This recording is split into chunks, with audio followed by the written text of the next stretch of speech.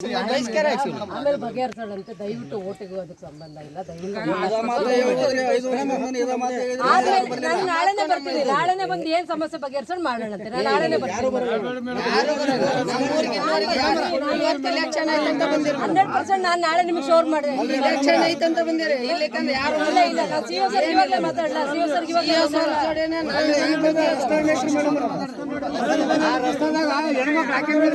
ನಾನು ನಿಮಗೆ ಹೇಳ್ತಾ ಇದ್ದೀನಿ ಕೇಳಿ. ಇಲ್ಲಿ ಬೇರೆ ಹೆಂಗಿದಾರ ಗೊತ್ತಿಲ್ಲ. ನಾನು 100% ನಿಮ್ಗೆ ಆಶ್ವಾಸನೆ ಕೊಡ್ತೀನಿ. DC ಅವ್ರಿಗಾರ ಮಾತಾಡ್ತೀನಿ, CO ಅವ್ರಿಗೆ ಮಾತಾಡ್ರಿ, ನಿಮ್ ಪ್ರಾಬ್ಲಮ್ ಸಾಲ್ವ್ ಮಾಡ್ತೀನಿ. ನಾನು ನಂಬ್ತೀರಾ ಇಲ್ಲ? ಶಿವಮೊಗ್ಗದಿಂದ ಎಲೆಕ್ಷನ್, ಒಂದ್ ಸೆಕೆಂಡ್ ಪ್ಲೀಸ್, ನಾನು ರಿಕ್ವೆಸ್ಟ್ ಕೇಳ್ಕೊಳ್ಳಿ. ಶಿವಮೊಗ್ಗದಿಂದ ನಾನು ಎಲೆಕ್ಷನ್ ಪರ್ಪಸ್ ಬಂದಿದ್ದೀನಿ. ಇನ್ನೂ ಒಂದು ತಿಂಗಳು ಇರ್ತೀನಿ. ನಿಮ್ ಸಮಸ್ಯೆ ಏನಿದೆ CO ಅವ್ರಿಗೆ DC ಅವ್ರಿಗೆ ನಾನು ಮಾತಾಡಿ ಬಗೆಹರಿಸ್ಕೊಟ್ಟೆ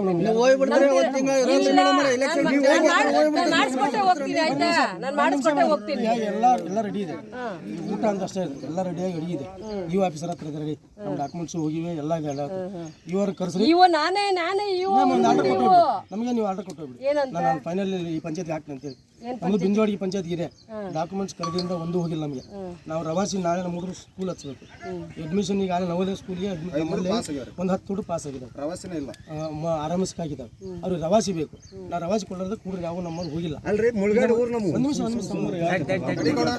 ಯಾವ ನಮ್ಮ ಮೇನ್ ಬೇಕಾಗಿರೋದು ರವಾಸಿನೇ ಇಲ್ಲ ಮೇಡಮ್. ನಮ್ಮ ಊರಿನ ನಮಗೆ ಇವತ್ತು ರವಾಸಿ ಕೊಟ್ಟರೆ ಹೋಗಿ.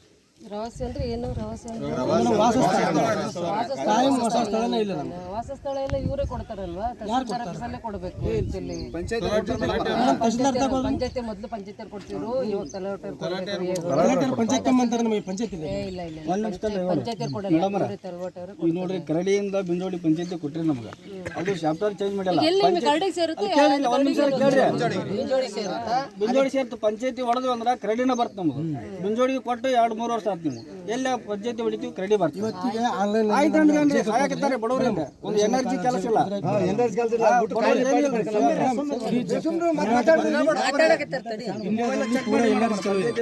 ಇಡೀ ಇಂಡಿಯಾದಲ್ಲಿ ಚಲೋ ಇದೆ. ನಮ್ಮಲ್ಲಿ ಬಂದಾಗಿ 5 ವರ್ಷ ಆಯ್ತು. ಮತ್ತೊಳ್ಳೆ ನಮಗೆ ರೇಷನ್ ಕಾರ್ಡ್ ಇವತ್ತು ಹೊಸ ಅರ್ಜಿ ಹೋದ್ರೆ ನಿಮಗೆ ಪಂಚಾಯತ್ ಇಲ್ಲ. ಆನ್ಲೈನಲ್ಲಿ ಪಂಚಾಯತ್ ಇದ್ರೆ ಮಾತ್ರ ರೇಷನ್ ಕಾರ್ಡ್ ಎಂಟ್ರಿ ತೊಗೊಳುತ್ತೆ. ಇಲ್ಲ ಆಯ್ತು, ನೀವೆಲ್ಲ ಪ್ರಾಬ್ಲಮ್ ಹೇಳೋದು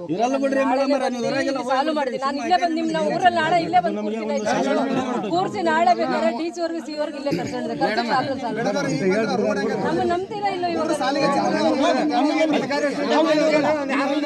ಟೈಮ್ ಕೊಡ್ತೀವಿ. 5 ಗಂಟೆ ಒಳಗೆ ಮಾಡಿ ನಾವು ಅರ್ಧ ಒಂದು ತಾಸನೇ ನಿಮ್ಮ ಇಡೀ ರೋಡ್ ರೋಡ್ ನೋಡ್ಕೊಂಡ್ ಬಂದಿರಿ. ಇದು 10 ವರ್ಷ ಆಯ್ತು. ರೋಡ್ ಮೇಡಮ್, ಇನ್ನೊಂದು ರೋಡ್ ಏನಿಲ್ಲ ನಿಮ್ಮಲ್ಲಿ ಶಿವಮೊಗ್ಗ ಹೆಂಗಿದೆ ಗೊತ್ತಿಲ್ಲ. ಇಲ್ಲಿ ಬಸ್ ಮಳೆ ಆತಂದ್ರೆ ಬಸ್ ಬರಲ್ಲ.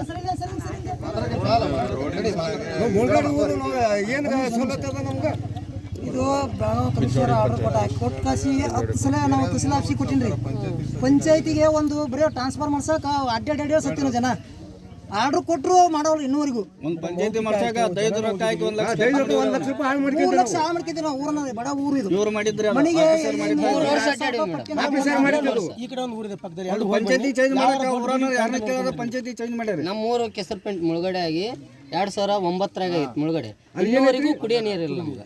ಈ ಊರಿಗೆ ಬಂದು ನೀರು 1.5 ಕಿಲೋಮೀಟರ್ ಒತ್ತ ಗಾಡಿಯಲ್ಲಿ ನೀರು ತರ್ಬೇಕು. ನಿಮ್ಮ ಪಂಚಾಯತಿಗೆ 10 ಸಲ ಕೊಡ್ಸಿ ಕೊಟ್ಟಿನಿ. ಬೇಕಾದ್ರೆ ರೆಕಾರ್ಡ್ ಅದ ಅಲ್ಲಿ ತೆಗಿರಿ. ಒಟ್ಟ ಕೇರೇ ಮಾಡೋಲ್ಲ ರಮಣ. ಕುಡಿಯೋ ನೀರು ನಮಗೂ ಅವಕಾಶ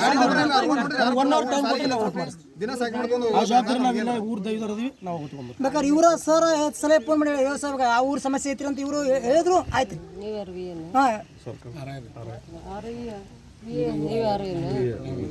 ಮತ್ತೆ ಏನ್ ಪ್ರಾಬ್ಲಮ್ಗಳು ಹೇಳ್ತೀರ? ಅವ್ರು ಈಗ ಬಂದಾರ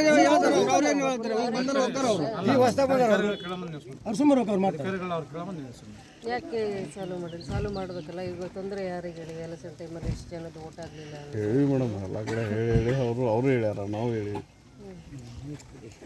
ನೋಡಿಯಪ್ಪ, ದಯವಿಟ್ಟು ನಾನಂತೂ ನಿಮ್ಗೆ ಆಶ್ವಾಸನೆ ಕೊಡ್ತಾ ಇದ್ದೀನಿ. ನಾನು ದಯವಿಟ್ಟು ಮಾಡಿಕೊಡ್ತೀನಿ. ಇವತ್ತೊಂದು ದಿವಸ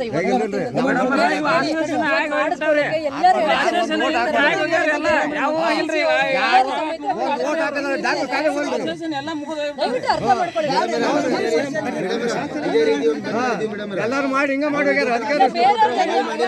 ಇವಾಗ ನಿಮಗೆ ಆಶ್ವಾಸನೆ ಕೊಡ್ತೀನಿ. ನಿಮ್ದು ಏನಿದೆ ತಹಸೀಲ್ದಾರ್ಗೆ ಅಲ್ಲೇ ಕೊಡ್ಸ್ಕೊಂಡು ನಾನು ಮಾಡ್ಕೊಡ್ತೀನಿ. ವಿಶೇಷ ತಹಸೀಲ್ದಾರ್ ಸಾಹೇಬರು ಬಂದ ಕಾಳು ಬಂದೇವಿ ನಾನು ನಾಳೆನೇ ಬಂದು ನಿಮ್ಮ ಪಂಚಾಯತಿಯಲ್ಲಿ ಕೂತ್ಕೊಂಡು ಅದೇನಿದೆ ಸಮಸ್ಯೆ ದಯವಿಟ್ಟು ಅರ್ಥ ಮಾಡ್ಕೊಳ್ಳಿ ಎಲ್ಲರೂ